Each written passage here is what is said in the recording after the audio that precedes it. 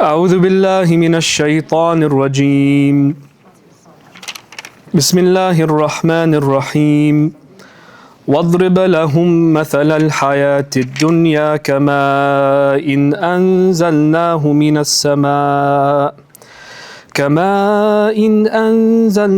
من السماء فاختلط به نبات الأرض فأصبح هشيما تذروه الرياح وكان الله على كل شيء مقتدرا المال والبنون زينة الحياة الدنيا والباقيات الصالحات خير عند ربك ثوابا وخير أملا أعوذ بالله من الشيطان الرجيم بسم الله الرحمن الرحيم رب اشرح لي صدري ويسر لي أمري واحلل عقدة من لساني يفقهوا قولي.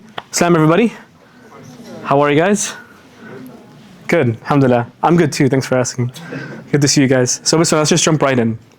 Today we've been talking about the story of Musa alayhi salam.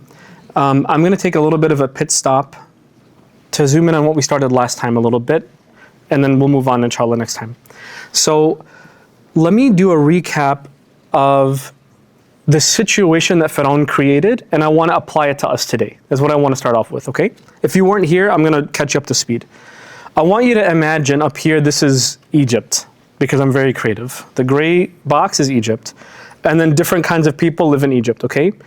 The first thing Pharaoh did, as we know, he split everyone into factions. جَعَلَ أَهْلَهَا شِيَعًا يَسْتَضْعِفُ طَائِفًا مِنْهُمْ. This is from a long time ago. He split them up into groups. He weakened one especially. He weakened one of these groups especially, and then he killed the boys, and he let the women live, and we don't need to spell out, we already know what that means, right? So he killed the baby boys and he let the women live, okay? So far what we know that what happened was you have all these factions that hate each other, but there's one group especially that was hated, okay? Which in the context of the Pharaoh is the Muslims of Bani Israel, okay? I want to connect it to us a little bit because I think in that there's a really big lesson for us in modern times that I kind of talked about before, but I want to talk about more in detail today. You have in our history, like Muslim history, not Arab history, but Muslim history specifically, post-World War II, you guys probably are aware of this, you should be at least. Post-World War II, with the fall of the Ottoman Empire, you had the Brits and the Germans and the Dutch and the Americans and all of these new superpowers. Some of them weren't superpowers before World War II, but many became superpowers after World War II. They literally sat down at a table and they took what used to be the Ottoman Empire, essentially the domain of the Ottoman Empire, and they started drawing lines. And they're like, we're going to call this Jordan. And we're going to call this one, this is now the country of Egypt. This is now the country of Lebanon. This is now the country of Palestine. At least for that time, there was a couple of years until the British did what the British do. This is now Morocco, and they started, this is why, by the way, if you look at especially Arab nations, their countries, mashallah, have straight lines, which is very odd for countries to have very straight lines, you know? There's a hadith, by the way, that you guys might be familiar with that I'm remembering, that the Prophet ﷺ said that there will be a time where disbelievers will sit at a table and split you up as if you were a meal. So, he was right, ﷺ, right? It's interesting. A lot of us know, yes, so you guys aren't familiar with, a lot of you at least I'm assuming are familiar with the fact that that happened to us, right? But when I say to us, because a lot of the people in the room are represented by countries that were involved in that splitting up, okay? Even before this happened, there was something going on called colonialism, which I'm sure you guys have also heard of. Colonialism is essentially when a superpower starts to they enter a country illegitimately and start to kind of occupy it from within. So the French, for example, did it all over the place, especially in like places like Morocco. You have Israel, Zionists doing it to like Palestine. We're a colonized nation. Palestine is a colonized nation, for example. It happened all over the Muslim world, not just Arab nations. It happened a lot in Africa, for example. In fact, it's still kind of happening where, for example, well, now we have literally, we're colonizing ourselves. So other Arabs are colonizing other Arabs. The light-skinned Arabs are colonizing the dark-skinned Arabs right now. So United Arab Emirates, which are, you can think of white Arabs, are colonizing black Arabs in Sudan, for example, among many others, but you get the idea. So this is still an ongoing thing. We like to pretend, and like in the way that we speak about things, superpowers like to pretend this isn't happening anymore, but it is happening, okay? Now, I'm not going to sit here and complain that colonization happened. That's not the point. I actually want to talk about what we have control over, because it happened. It happened. You can say it happened 100 years ago. In reality, it's still kind of occurring, right? Especially in terms of like land and slaughter and like rape and all these different things are still kind of continuing. Here's what I do want to talk about. Fir'aun, what we learned last time. Remember last time we learned about this character called Qarun, where he kind of like paid him off to spy and to cause dissent among the Bani Israeli and like, you know, make them feel jealous and stuff like that, make them like want wealth over any type of autonomy and all that kind of stuff. There's sort of two things that a colonizer does. What Fir'aun did, and this is where we get the lesson from mainly. But there's two things that a colonizer does. Number one, physically, politically, they overpower the victim. They overpower the oppressed. Like I'm showing you here in this amazing thing that I drew. This took me a long time, by the way. Okay. The second thing that happens though, and this is what I want to talk to you guys a little bit about today, psychologically, the oppressed nation becomes colonized too.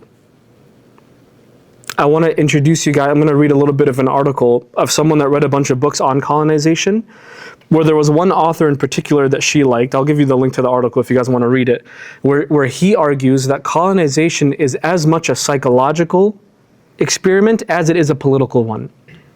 Meaning, the power that they get isn't even in just that they kill and they slaughter and they steal land. The real power they get is actually they get in our heads and we start to think the way that they think. And the reason that we do that is because, I'll give you a really silly way of introducing this and I'll expand on it a little bit. I'm a psych major, so I remember all these random experiments from college that are now coming of use 10 years later, but here we go. There's one called, you guys know this test? Anyone know this test by any chance? Raise your hand. Oh, that's so lame. That's not much, wallah. This is called the Ash conformity experiment. It's really interesting, wallah. Listen what happened. They put a bunch of people, let's say 5 people in a room, okay? And a tester comes in. And what happens is, you see exhibit 1, exhibit 2, right?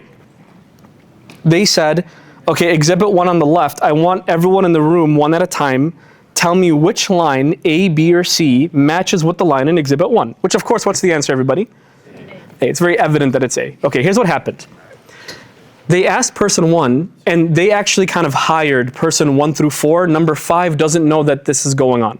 Number 5 thinks no one's in on this, but 1, 2, 3, and 4 are actually like, they're told what to say. Are you guys following so far? Okay. So number 1 says C.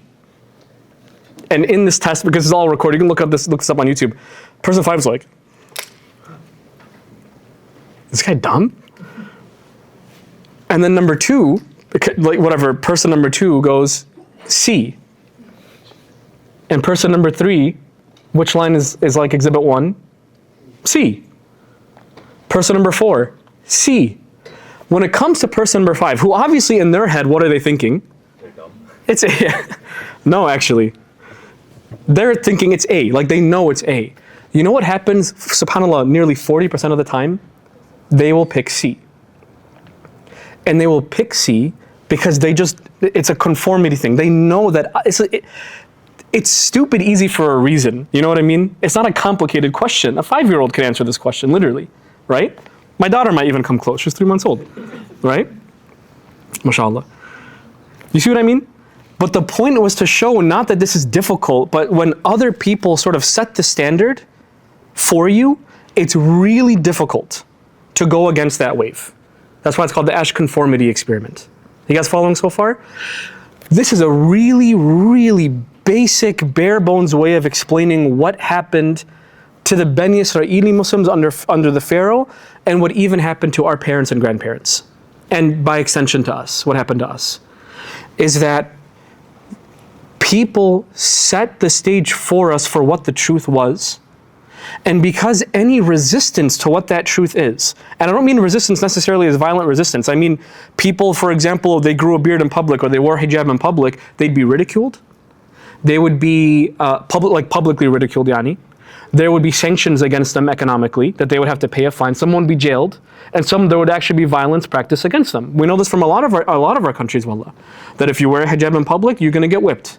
If you have a beard, then you're going to go to jail. And some people were brave enough to resist that out in public because, they didn't, it was a matter of faith. But just based on even something as simple as this is no violence, by the way. This was just, I want to fit in. When you introduce violence, like let's say, for example, if you said A, you got hit, that 40% is going to raise to how much do you think? 80%, 90%? You see what I mean? When you do this for an entire generation or 2 generations or 3 generations, that first group of people where like you first did this to might resist. They might resist. But will their kids resist just as much? No. How about their kids? No. This is why you might have noticed this, wallah, and like I know there's a big age gap probably between me and a lot of you, but this is why our grandparents, most of our grandparents, have a very complicated relationship with Islam a lot of the time. Muhammad Hijab said something really funny the other day. Think about it like this. If, in terms of standards, Yani, actually, I'll save that for a little bit. Let me read you a little bit of this article, and I'll send it to you afterwards. Forgive me, guys, I don't usually do this, but there's actually 2 of these fat paragraphs, so if your brain just turned off, they're worth it, I promise, okay? So bismillah. These internalized colonial narratives don't just distort identity, they actively stifle the capacity for resistance. Again, resistance is not just like violent resistance, but just going against the norm or the expectations. When self-preservation within the dominant culture becomes their primary goal, especially in environments steeped in racism, Islamophobia, or xenophobia, the self begins to adapt in ways that prioritize safety and belonging over authenticity. That is a really important sentence there, or important phrase. The self begins to adapt in ways that prioritize safety and belonging over authenticity. A simple way of putting this is, if my Islam is going to make me look different or put me or my family in danger, I'm just going to go with the flow. I'm just going to go with the crowd, and I'll leave my authentic self, the way they're wording it, to the side. Does that make sense? Okay. This is kind of what we do when we get jobs in corporate America, by the way. So it's not like this is just a 100 years ago thing. We do this when we get our first job with people that we feel are dominant to us. Okay? Okay. This adaptation, code switching, self-erasure, and disavowing one's heritage can feel necessary and even reasonable, but over time it dulls the impulse towards autonomy or freedom. The colonized subject begins to believe that full participation in the dominant system is only viable path to safety or acceptance. And when the cost of resistance is perceived as exile, villainization, ridicule, or violence, resistance itself does not feel like an option. You know, by the way, has anyone here, you don't have to raise your hand actually, don't raise your hand. Some of you may have had an experience when you started taking Islam more seriously and you showed up at the house with a beard or you showed up at the house with a hijab that your parents or someone in your family called you an extremist. Or, oh, you a terrorist now? Is that what we're doing now? We're Muslim, but we're not that Muslim. Some of you might have had those experiences. And that's because it's that same colonized mind coming full force to even dictate what you should or shouldn't do. Are you guys following me? It's literally still alive even up until America 2025. This is still happening to a lot of us. Okay. The self doesn't just submit, it dissolves. Agency is not so much taken away as it is traded for the illusion of survival. In this way, the colonizing force doesn't need to enforce obedience through violence alone because the mind, once fully colonized, polices itself. The mind, once fully colonized, polices itself. Again, the mind, once fully colonized, polices itself. Meaning, you get to the point where you make someone feel inferior. I'm going to use the word inferior enough. And I want to tell you something why this is important, especially to me right now. I don't like talking about this, okay, because I don't want to, whatever. Okay, I'm a therapist, and I see mostly young Muslim men, mostly. I see like, around 25 people a week. The majority of them are young Muslim men, okay? You know what a lot of them deal with? Whether or not they had the words to put it themselves, is actually inferiority by feeling like they're not part of the dominant culture. And that inferiority can come out in many ways, guys. I know this side of the room probably knows, but that inferiority can come out in a lot of different ways. It can come out in hating your physical appearance. That can come out like that. It can come out in hating yourself. It can come out, this is gonna sound extremely strange, I'll tell you right now. It can even come out in like homosexuality. Because a lot of what homosexuality is, especially for men, is kind of like a power dynamic. So when someone feels powerless, a lot of the times it can kind of like put into that man homosexual feelings. That can literally happen. It's a very powerful thing. Making someone feel inferior can alter their DNA. I mean, it can change them entirely. Okay? This becomes important to talk about because we in America did not deal with colonization.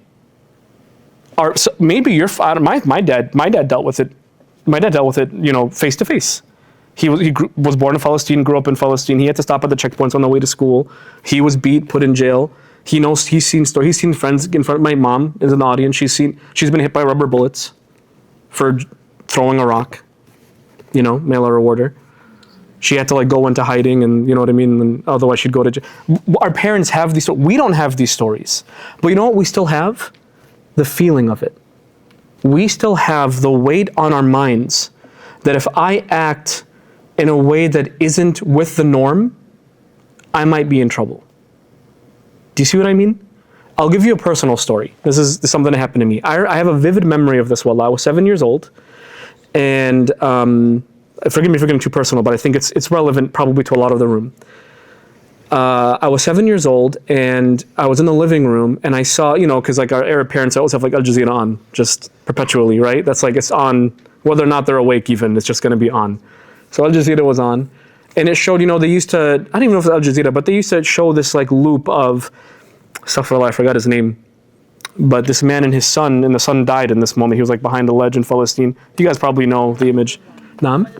Muhammad, thank you so much. And he survived that actually. His son did not, Allah yarhamah.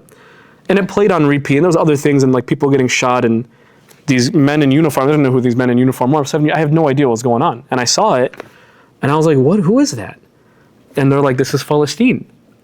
And I'm like, why are they being shot? And they're like, well, the Israel wants to kill Palestinians. I remember feeling such fear that I ran upstairs in my room and cried.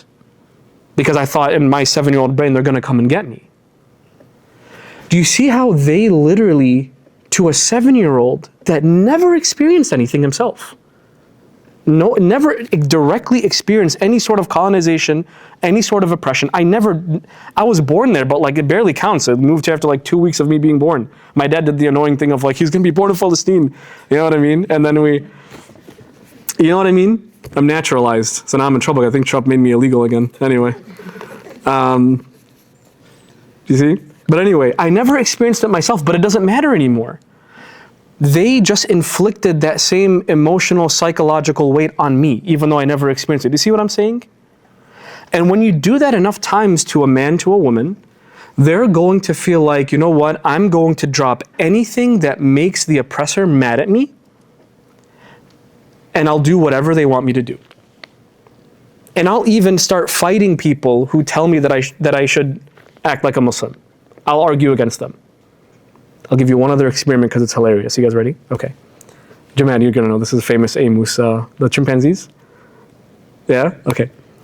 There's 10 chimpanzees. Chimpanzees? Was it chimpanzees? Apes? Whatever, they're monkeys or something, I don't know. But chimpanzees, okay? There's 10 chimpanzees in a room. It's a big room, like imagine like this, but there's no doors and it's all like white, okay? And in the middle, this is gonna be weird, but pay attention. In the middle, there is a hose, like dangling from the ceiling. It's not on though. And like it's like a fire hose, so like when you turn it on, it's gonna go everywhere, right? Okay, and then there is bananas in the middle also. Okay, so a chimpanzee, like 10 chimpanzees, what are they gonna do when they see the banana? Ooh, and they go to get the banana. Thank you, like my chimpanzee. And they go to get the banana. As soon as they went to get the banana, the scientists turn on the hoses and it sprays all the chimpanzees, so they all disperse. Okay, another one tried to get the bananas because they're bananas. And then they turn their hose again. And they do this enough to the point where no chimpanzee wants the bananas anymore. They stop trying. Because they know if I get, this is Pavlovian response, right? If I get the bananas, I get hosed. Okay. They actually, there's how many chimpanzees again? Okay, they took one chimpanzee out and they replaced it with a chimpanzee that never experienced the hose. And this chimpanzee is like, I love those. These are my favorite thing. So he goes to get the banana. Guess what every other chimpanzee does? They beat that chimpanzee. They literally beat him. So that he doesn't touch because if he touches the banana, they all know what happens when he touches the bananas. Okay, they replace a second chimpanzee with a new one. What does he try to do? Haram. Tries to get bananas. They did it with the third, and he got beat, and the fourth, and he got beat, and the seventh, and he got beat, and the ninth, and he got, in the 10th, and guess what? He got beat.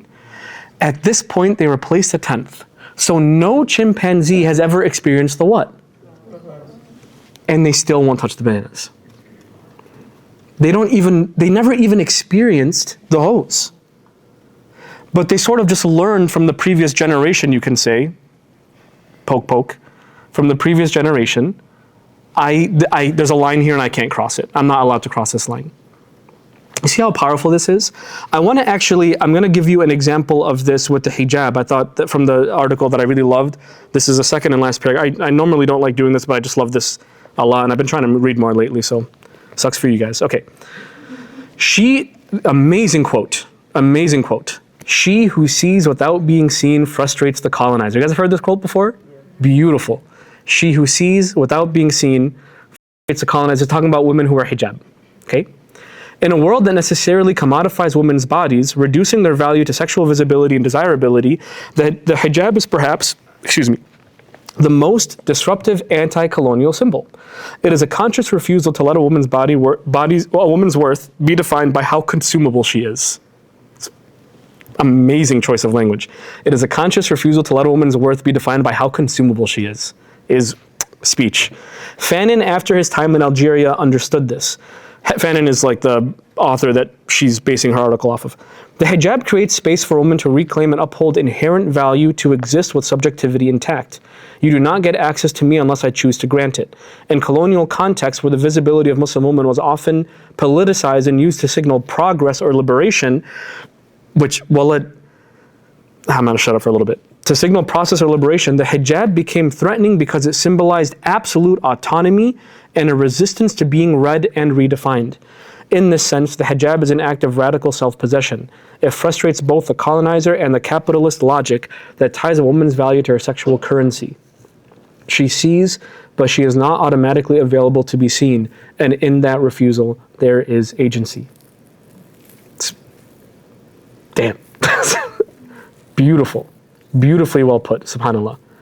I especially want to talk about, look at this, progress or liberation. How many times has this been shoved down our throat, especially you guys, down your throat, the idea that for you to be progressive or liberated or free, then you must behave like everyone else, which is such an oxymoron.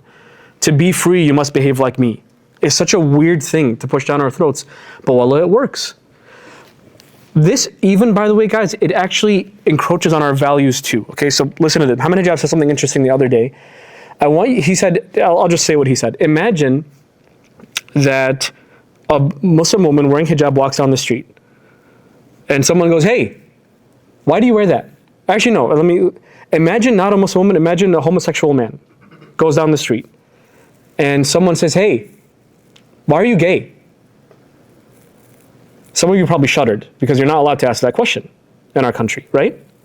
In the way that we think, and even in the way that we think, you're not allowed to ask that question. I wish we asked that question more, but we're not allowed to ask that question, okay? So how did the person respond in this example? How do you think a person would respond, actually? Think about it. Like, it's none of your business. It's so backwards that you would even ask me that, right? That's how, okay. Now I want to go back to where I started. Imagine a Muslim woman wearing hijab, and she's going on the street, and someone goes, hey, why do you wear that? Imagine that Muslim woman turned around and said, it's none of your business. Do you think it would be seen as powerful or arrogant? All of a sudden, that's arrogant. Whereas before, it was a symbol of that man's power. Now for the Muslim woman, it's a symbol that she's like, what's wrong with that? That was a little bit shrewd. That's a very rude thing. I'm just trying to understand your culture more. You see, this is done to us on a constant basis. This is what the Pharaoh did to the Bani Israeli Muslims, and this is what's also continuously happening to us. Do you guys get the point so far? Okay. Let's see. Actually, I'll do this. I'll give you a little bit of a break, then we'll come back. There is one idea that I think, you guys ever played Jenga before? Okay.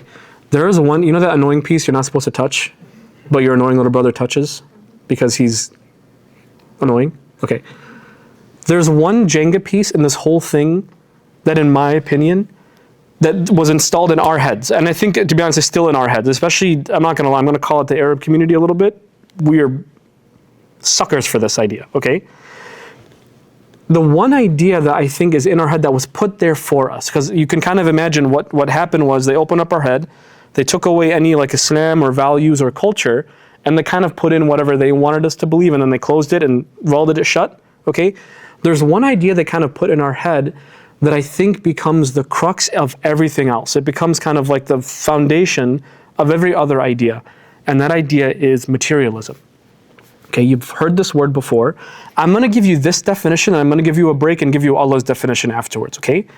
Materialism is a tendency to consider material possessions and physical comfort as more important than spiritual values. We know in our deen, we have the ruh and we have the body. And these two are supposed to kind of be unified together. They're supposed to both be honored. One is not supposed to be looked at more than the other. We don't subscribe, and we're gonna talk about this a lot today, we do not subscribe to this idea that dunya is nothing, brother. You're not supposed to love dunya. No, we don't believe that actually. That's actually not our faith. Christians believe that. We don't believe that. We also don't believe in obviously overdoing it with dunya. That is supposed to be the only thing that we aim for. We are, Allah says, ummatun wasatan, we're a middle nation. We're gonna talk about that today, inshallah, but before I do, because I feel like I spoke too much, let's take a break, go ahead and get coffee, there's cookies. We had a generous donation today from Shadi Coffee Company, so please go ahead, guys, enjoy. Take like 2-3 minutes, and then come back, inshallah, okay? And we'll continue with the rest of it. Thank you, guys. أعوذ بالله من الشيطان الرجيم بسم الله الرحمن الرحيم ربي اشرح لي صدري ويسر لي أمري واحلل عقدة من لساني يفقهوا قولي. So I'm not gonna lie, I'm a little bit nervous about this part. I usually don't feel so nervous talking about things, but this one, for some reason, I am. I'm gonna do my best though. I wanna just share one example from Quran with you, and then we'll be done for the night. We'll go to discussion, okay? It's a pretty straightforward one. There is a surah that we're told to read every Friday, and the more you learn about it, the more it makes sense why this is essentially the only surah that the Prophet ﷺ prescribed as homework once a week. There's not really another surah like that. You could argue like mulk before you go to bed, but right? Like there's no other surah that the Prophet actually prescribed as homework, like read this every Friday. This is a very unique surah in that instance. I don't think I'll ever do this, because I don't want Tanzil to be like a tafsir class. If I were to pick any surah to just like spend 2 or 3 years on with you guys, it would be Kahf. Because it's very liberating the way Kahf speaks. Kahf, what it actually does, yikes. What it does is actually kind of uninstalls materialism from your brain through generally 4 stories, okay? Materialism, like I told you guys, this is something kind of installed in our head through forces beyond us, especially from our past. A tendency to consider material possessions and physical comfort as more important than spiritual values. While this is not incorrect, it's not complete. What Quran would add to this, because there's 2 things. It's kind of like if you have like a scale, you have the spiritual reality of life, and you have like material possessions and physical comfort, what they're calling those 2 things. And a materialist, it will always kind of be like, right?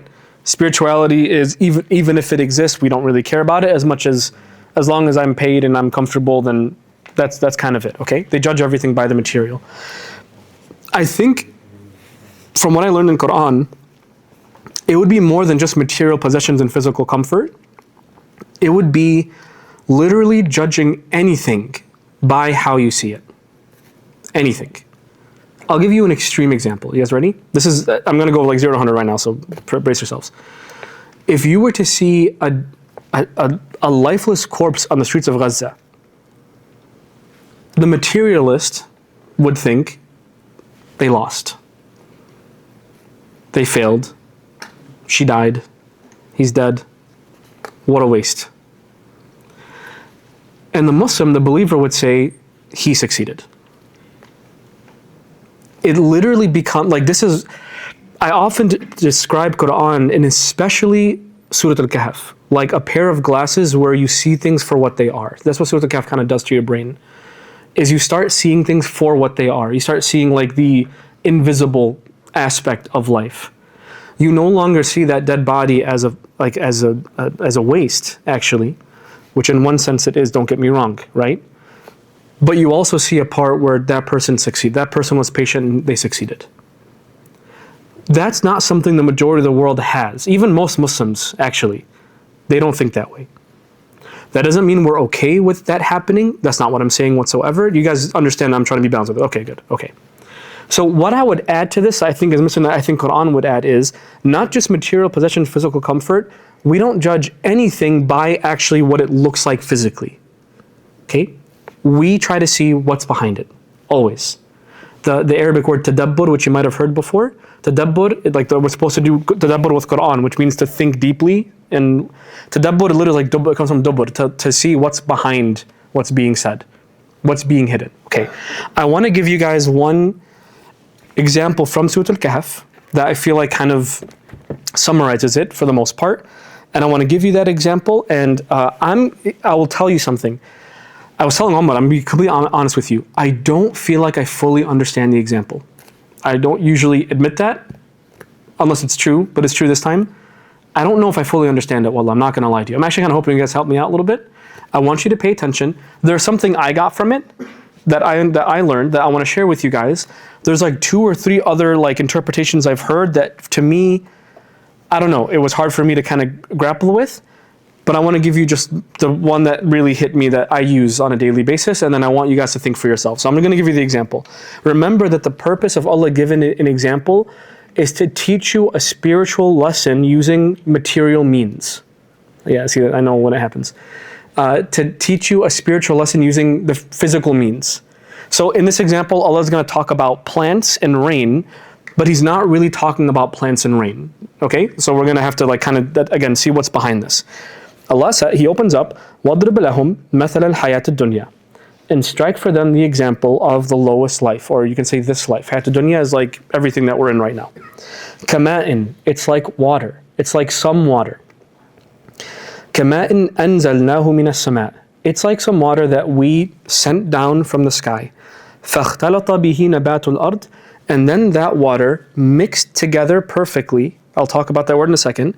Mixed together perfectly with the plants of the earth. فَأَصْبَحَ هَشِيمًا تَذْرُوهُ الرِّيَاحُ, and suddenly it became dried up, like leaves. It became dried up, nothingness, plants. تَذْرُوهُ الرِّيَاحُ, that the wind just carries away. It blows it, like in the fall, the leaves fall down.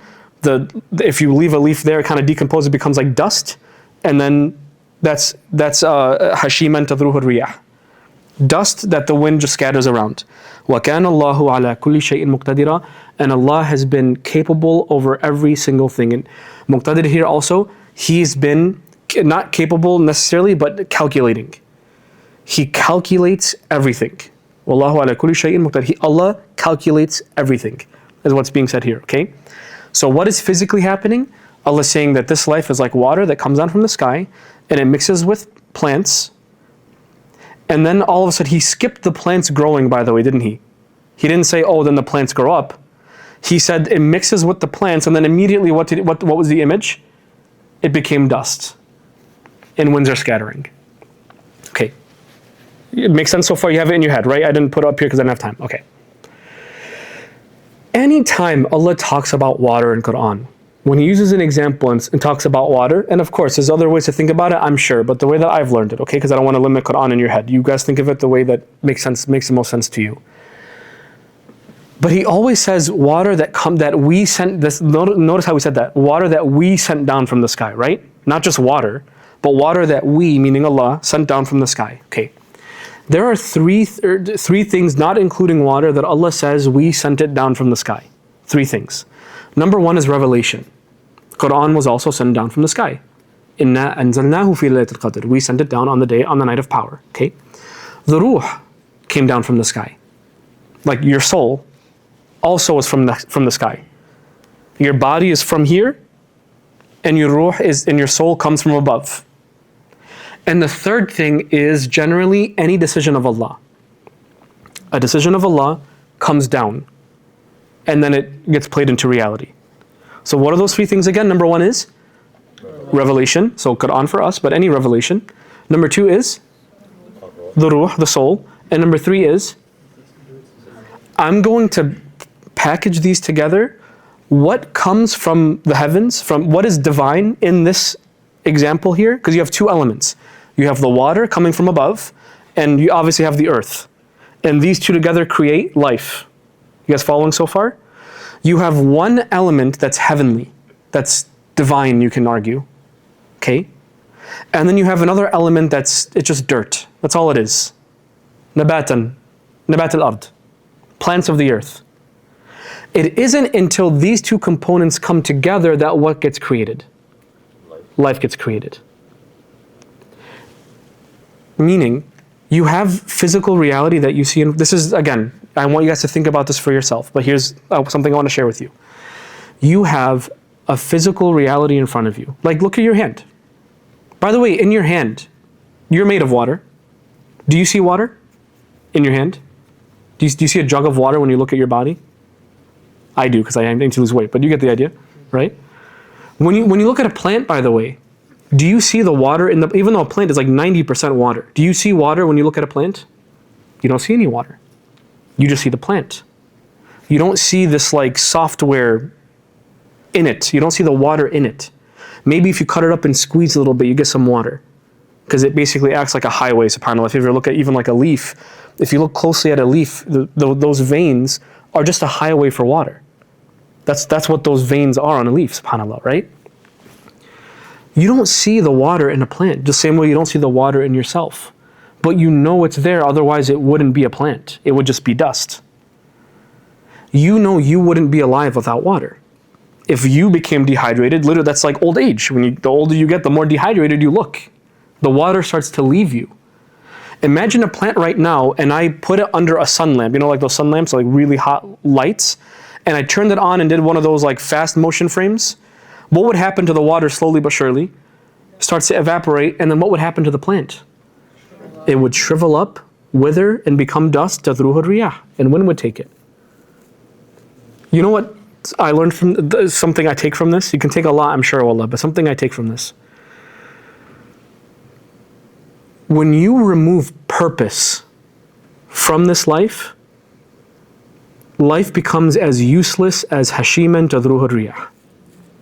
It becomes a brittle nothingness, dust that the wind blows around. And you can literally apply this to everything small and large in life. I'll give you some examples. Marriage. Marriage is a beautiful thing. You look at it, it's a beautiful thing. It's a fun thing. There's a lot of great things about marriage. A lot of things that really suck, but there's a lot of things that are really great about marriage. Alhamdulillah. Hi, Yasin. Not you. You're great. We're good. Marriage is a beautiful thing, wallah. Take my word for it. Okay. What would the purpose of marriage? What's a purpose of marriage? Who can tell me? What's a purpose of marriage? Yeah, to find peace in the other person. Another one is to uphold someone else's rights. Another one is, maybe you can add one purpose, is to have children. You have these purposes. Let's say we remove that purpose. We remove giving each other our rights. So rights are like commitment, the man paying for the household, the woman protecting the house of the man, the raising of the children, the putting each other first. If you remove that from a marriage, what's left of the marriage? Chaos. Not I wish nothing. Chaos. It actually becomes a stain on your life, doesn't it? Imagine. That's not a good, at that point it's not taskunu ilayha, it's it's adab. It literally becomes an adab for you if you take away those rights. When you take away the purpose, all that's left is hashimat tadruhu riyah. It becomes nothingness. The Arabs used to say, for anything that was useless, they would say it has no weight. The marriage becomes useless. Let's say, for example, raising a child. Raising a child's a beautiful thing. A lot of things talk about that too. Sorry, Bian, I love you. Okay. But it's, for the most part, it's pretty awesome. If you take away the purpose, there's no purpose. I just want to enjoy my kid. That's all I care about. If I just enjoy the kid, then I'm happy. I don't want to raise them. I just want to enjoy them. They're just cute. Once they get annoying, I'm going to leave them alone. I just think they're cute, so I want to hang out with them. If you take away the purpose, the raising of the child, that child becomes a monster, doesn't it? Doesn't it? When you take away the purpose behind something, this divine thing that Allah revealed, whatever it is in your life that you're using as a subject here, actually becomes dust that the wind can scatter around. You can use this with anything, with your job, you can use it with your parents, you can use this on your household, on money that you have. When you remove purpose, you remove life. The same way if you remove water from a plant, you literally kill the plant. You guys following so far? اختلط, by the way, I told you, there's a word in here that means فاختلط به, so it mixed with. اختلط, to mix with something. اختلط is a really interesting word because it means to mix something to the point where you don't know one from the other anymore. They're just two. You know, like when you put sugar and water and you mix, and you can't find the sugar anymore, that's اختلاط. It's mixed together perfectly. That water and that plant is now mixed together so perfectly that you can't even separate the two anymore. And this is how we think of not even just ourselves, guys, but everything in life. That there is not only what you see. You don't just see a human, like a body in front of you when you're looking at me. You don't just look at a marriage and just see two people getting together. You don't see money and just see gold and silver. But we see the purpose behind these things. There's water in there. Even if I can't actively see it, I know it's there. There's water in there. Water meaning purpose. You guys following? And they're so mixed together to the point where this is, I told you before that other people, they think in extremes when it comes to worldly stuff. You will have people that are so, and Muslims fall into this too. Muslims, everything I'm about to tell you, there's Muslims that fall into this, okay? There's an extreme where it's like to enjoy life is sinful. The more miserable that you are, the better that you are within the eyes of God. That's an actual idea that especially the Catholic Church pushed on their people, especially back in the Dark Ages, and even today, to be honest, okay? The Catholic Church, for example, what they would do is very backwards. They would tell people of their congregation that if they held on to their money, then Satan would use it against them. And they were dirt poor, by the way. People that went to church were not rich people. They were poor people that were living like hand to mouth with whatever wages that they had, right? But they were still told to enjoy life as sin, right? And you should give us your money. Meanwhile, the church was decked out more than most palaces were in the world. And what does that cause? That causes rebellion to the opposite. When you make the world absolutely nothing, and you have that mentality, people will react to the opposite extreme. They will not react to the middle, to the balanced view. People always react from an extreme to the opposite extreme. It's just how human beings are. So when you push on people for generations, this world is nothing, this world is nothing, this world is nothing, what does that then become after a couple of generations? This world is everything. There's nothing but this world. Which is equally false. That's equally false. We are, I would argue, the only people left on earth that it is in the DNA of our faith, not just a movement among the people that believe, but it's encoded in the DNA of the book that Allah gave us, that we are supposed to combine almost effortlessly, ikhtilat, right? You don't even know where one begins and one ends. Combine in your vision this world and the next. That's how we view the world. Everything is both. Everything is both. I'll give you some examples of this. One that, because how many of you are in college? Okay, I'm talking to you guys specifically right now, yeah? You guys right now are in college and you have one thing on your mind, and that is to get a job. I don't blame you. That's kind of just like the system that you're in. I did the same thing. I got a job. I'm an employee now, okay? What happens in our colonized mind though, and I'll go there, what happens in our colonized mind is that almost as if the purpose of life is to be an employee. Now don't get me wrong. One lesson we should actually get from what I'm talking about today is, if you're going to do anything, you better be the best at it. I don't care if you're an employee at Dunkin' Donuts, you better be employee of the month every single time. Because to you, it's not just a job at Dunkin' Donuts, there's spiritual meaning in that work, actually. That's how you see it, because you have Quran goggles on. So there's spiritual meaning in literally anything that you do. Whether it's a job at Dunkin' Donuts, or a job at the office, or hanging out with your mother, or kissing your daughter on the forehead, or I don't care what it is. There is a spiritual and physical reality to literally everything that you do, everything that you're looking at. Okay? Wallah, to the extent like a salad, by the way, should like blow your mind. You know? Allah talks about this. He talks about water coming down. Think about a salad. You have like lettuce and like beans and cucumbers and chicken and all the different things. All of these components of the salad came from different places. Water came down in some land in like California and grew the avocados, and that got shipped over to Illinois where it got put into your salad. And then lettuce came from somewhere else and it got shipped to Illinois where it got put in your salad. And then corn came from Illinois because all we know how to do properly, and then it came into your bowl. And some chicken named Henry was like in a farm somewhere, and it grew up. It was born 3 years ago, and it grew up, and it became the food. And all of it had purpose, and the purpose was to nourish you. And then the idea becomes, then what's the purpose of nourishing who? Me. What's the purpose behind that? You guys see what I mean? Are you guys following with the idea of like seeing purpose and everything? Okay, now, I want to finish this off. Allah, this one last ayah, and then we'll call it a day, inshallah. Al-malu wal-banuna zinatul hayat ad-dunya. Money and children are the beauty of this life. Is that a negative comment? That's not a negative comment. It's actually kind of a positive. This is actually Allah validating that you are going to enjoy some parts of life. You're going to enjoy money, and you're going to enjoy your children. And you guys, a lot of you might not understand what that means, enjoying children. I will tell you, alhamdulillah, may Allah give you all children. I will tell you, it is a joy you're not ready for. I assure you, you're not ready for it. Like the best way, love does not begin to really fit. Honestly, it feels like a cheap word when I think about it. It's like Allah created a tether from my heart to this thing in this crib. You know?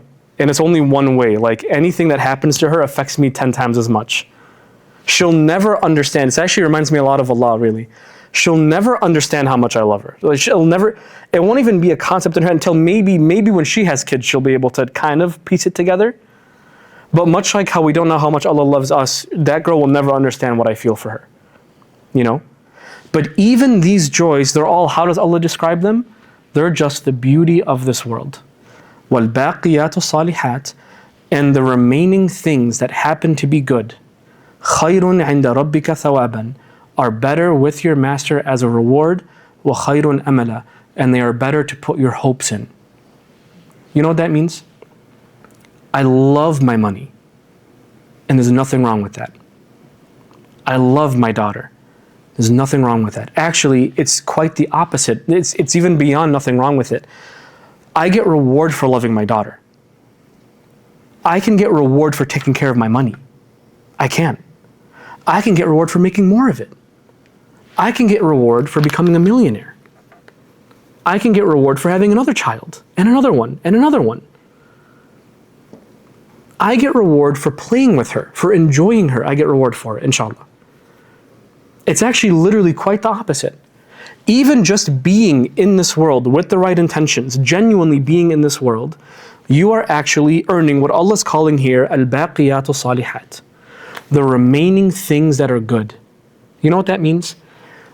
Just like the example of the water coming down and mixing with those seeds and growing a plant, and that plant eventually has to die, similarly, guys, we have to face reality that a ruh came down into the stomach, into the womb of your mother, and out came you, and you're going to grow old, and you will become hashiman tadruhu riyah. You yourself. Your body will decompose, and you are as temporary as the leaves that you see every autumn. That's going to happen to you. I need you guys, by the way, I will pause really fast. Whenever you see literally a plant or like dead leaves right there, right outside the door, you need to start thinking of yourself. This is what Allah is doing, is He's combining even thinking about a tree dying to you and your purpose. You guys following me? These things are now linked forever. You're no longer just going to see a tree the same way. That's the point. It's like the ultimate marketing of Allah, is that now a tree, something as common as a tree, is going to remind you about your purpose in life, of how hard you should be working. Every time you see a tree now, every autumn season, man, hashiman tadruhu riyah, I'm going to be dust carried away by the wind. And Allah says by the end of that process, the remaining thing that counts the most, that you should actually put your hopes in, are al-baqiyat, the remaining salihat, good things. Those little things, this is something I love about our faith. Those little things that you did, little tiny seemingly insignificant things of like kissing your mother, of calling your dad once in a while, of giving your brother $5, your little brother, whatever, of doing a good job at work, being a good worker at work, being good to your employees, being good to your children, smiling at a stranger. You're on the Grange and you roll on the window, you give the guy you give the homeless guy a $5 bill. God bless. Roll it up. Those things, خَيْرٌ عِنْدَ رَبِّكَ ثَوَابًا وَخَيْرٌ أَمَدًا. They are better in the eyes of your master in terms of your reward, and that's what you should be putting your hope in. If you know what's in between the lines there, if you put your hope in anything else, guess what it's all going to end up being? Hashiman tadruhu riyah, inevitably. I'll tell you, like I was holding my daughter today thinking about this ayah. I can put my hope in her. But I'm going to test this. This is going to be harsh on me right now, but let's test this. Do I have any guarantee that my daughter will love me when she grows up? I don't know she will. I have no control over that. Do I have any guarantee that she will outlive me? I have zero guarantee of that. I hope. But I have no guarantee of that. Do I have any guarantee that she will remain a believer when she grows up? I have zero guarantee of that. Do I have any guarantee that she's going to be like someone that gives back to the world in a way that I would be proud of? I have no guarantee of that. All I can do is al-baqiyat as-salihat. I can be good to her, I can provide for her, I can be a good father to her, and I cannot put my hope in her. I put all of my love in her. I cannot put my hope in her. My hope, Allah is saying, if you want to put your hope in something, you want to put your hope in some kind of bank account, put it in the deeds that you do. If you put it anywhere else, you're going to be disappointed. You're putting yourself at risk for great disappointment. That's what's being said here. Let me end with one more thing, just to tie in Musa a little bit. Remember how I told you guys there is a really big, there's like a mirror image between Yusuf alayhi salam and Musa alayhi salam. Did I tell you guys that before? Okay. Both of these men spent a lot of their lives in Egypt. Okay. But the mission that Yusuf had and the mission that Musa had are very, very different. Very different, alayhi salam. But they were both in Egypt.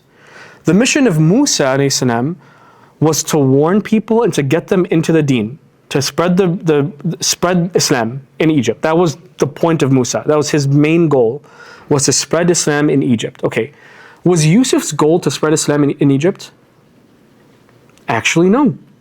What was Yusuf alayhi salam? What was his goal? What was his mission? Was it like the drought?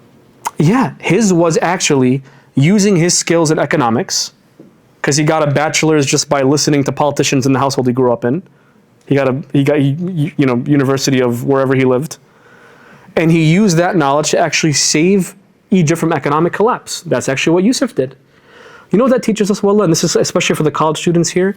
We are supposed to, the same way that water is supposed to mix with the dirt, your knowledge of Quran and Revelation and your ruh needs to mix with whatever knowledge you have here of literally, I don't care what else.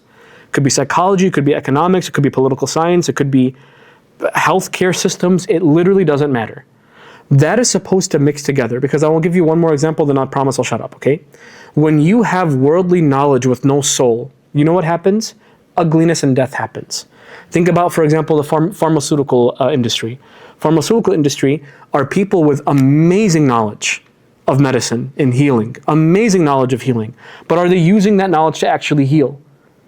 Because it's soulless, and EpiPens are being sold for what, $700 or something crazy like that, and a pill that keeps someone alive is being sold for $300 a pop or something, and it costs them literally less than a penny. Because there's no soul. And what would the soul be? The purpose of healing.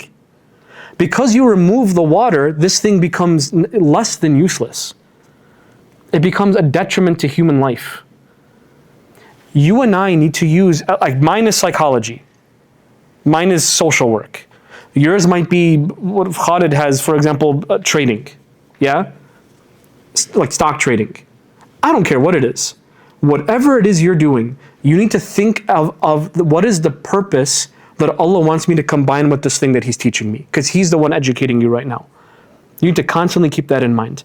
May Allah make us people that do not fall for materialism and uncolonize and clean our minds, and make us people that see life with what I'm going to call both eyes open. The life of the eyes of this life and the eyes of the afterlife together at the same time. Anything else is death. Anything else is death. No water in that plant is death. And if the soil isn't working properly, that's also death. Both need to be functioning properly. May Allah make us people where both of those are functioning properly, inshallah. Let's end Surah Al-Asr together, and then we have a quick pitch by Brother Muhammad. We'll do Surah Al-Asr though together, and then if you guys want, we're going to stay for discussion for a little bit after Tanzeel is over, inshallah. Okay, ready? أعوذ بالله من الشيطان الرجيم بسم الله الرحمن الرحيم والعصر إن الإنسان لفي خسر إلا الذين آمنوا وعملوا الصالحات وتواصوا بالحق. My goodness. وَتَوَاسَوْا بِالْحَقِّ وَتَوَاسَوْا بِالصَّبْرِ. Forgive me, you know what I mean?